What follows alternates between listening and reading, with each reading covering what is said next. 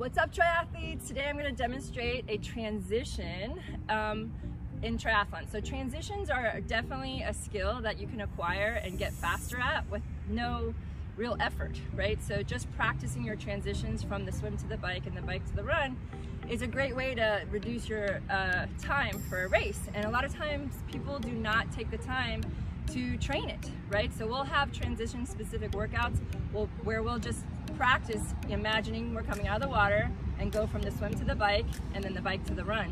And we'll time the athletes to see how they do, right? And the idea for a sprint race, depending on the race course, you should typically be less than a minute for each transition, especially the second T2, what they call it T1 and T2. T1 can be a little bit longer if you have a longer run up the beach, but T2 typically is a pretty quick transition, less than a minute.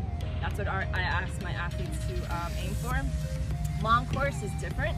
Long course, half Ironman, full Ironman, 5 to 10 minutes. I actually want you to take your time in transition because there's so many more logistics in a long course race.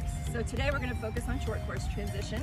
And if you look at my bike and my transition area, I am set up just like I would be for a race.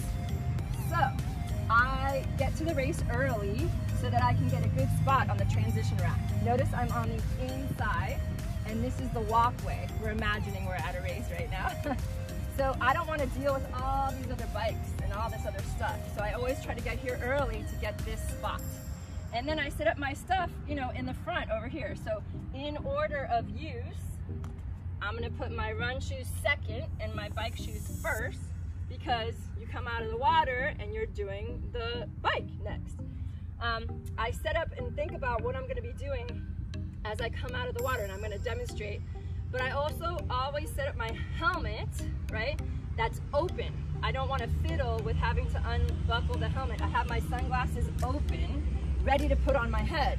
I also make sure that the helmet is facing the right direction so that I don't put my helmet on backwards. Every race I see an athlete with their helmet on backwards on the bike, so don't let that be you. So I'm going to demonstrate this in a minute. I also have a gel taped to my top tube. This is for fast energy on the bike, okay? So as I'm riding the bike and I'm down and I'm working hard, I don't want to have to be fiddling with my tri-suit trying to reach for food. Having it taped to the top tube using some electrical tape, which will not damage the frame, is a great way to have some easy access nutrition. Notice I'm racking the bike with the seat. You can also do it by the handlebars. This is just how I prefer. And my bike is big enough that my front wheel can touch the ground. Sometimes your wheel might not do that.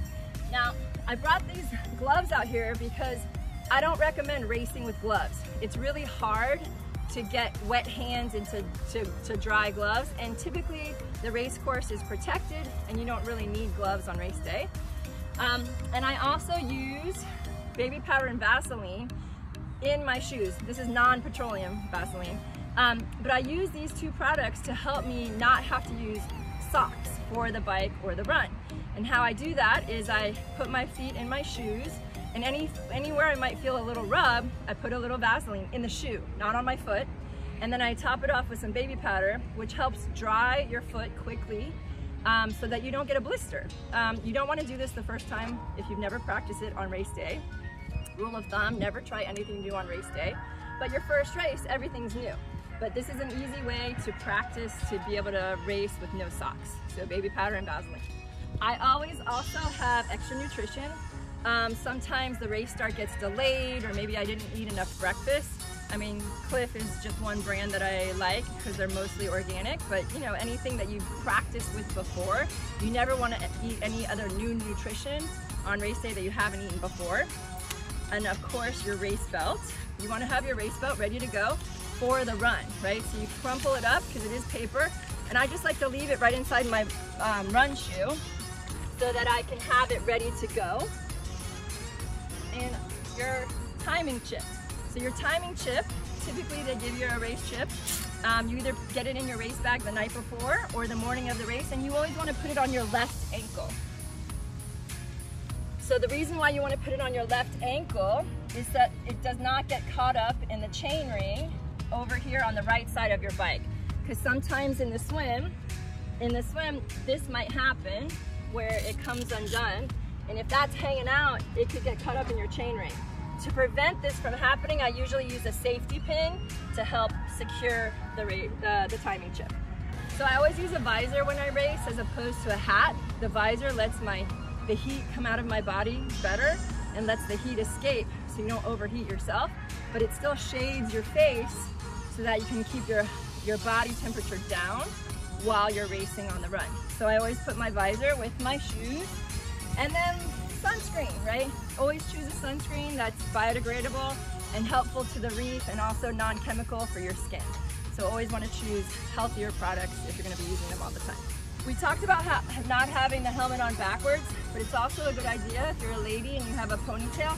Just go ahead and test the height of your ponytail so that you can get your helmet on and buckle it without any struggle, right? Because you want your transition to be fast, and if your ponytail's too high, you won't be able to get your helmet on. For races and for actually training an open water swim, I highly recommend putting your goggles on first and practicing swimming and racing with your swim cap over the top. This can help protect the straps of your goggles in case you get bumped in the race, right? So, or there's big waves. Like say you're going into an ocean swim and the waves are big and your goggles are on the outside of your swim cap, there's a good chance that they'll just get wiped away, right? So always anchor your goggles underneath your swim cap just to prevent them from happening. You can also use 2 swim caps if you don't like the way the goggles feel, the straps next to your head. You can put a swim cap on, goggles, and then the race cap over the top.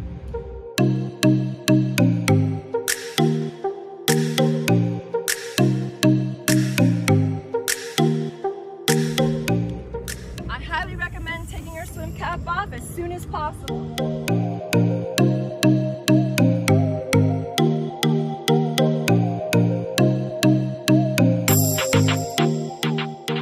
You have to run with your bike before you can get on it. So you want to run to the mount line, safely mount the bike, clip in, and go.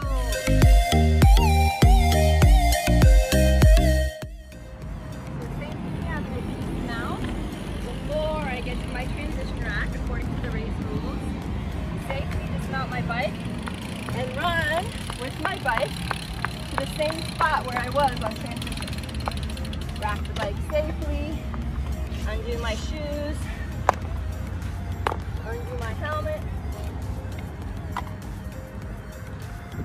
I just grab my visor and my race belt because I can do that stuff on the run, right? I don't have to wait. I mean, I don't have to do it here at my transition. I'm trying to be as quick as possible.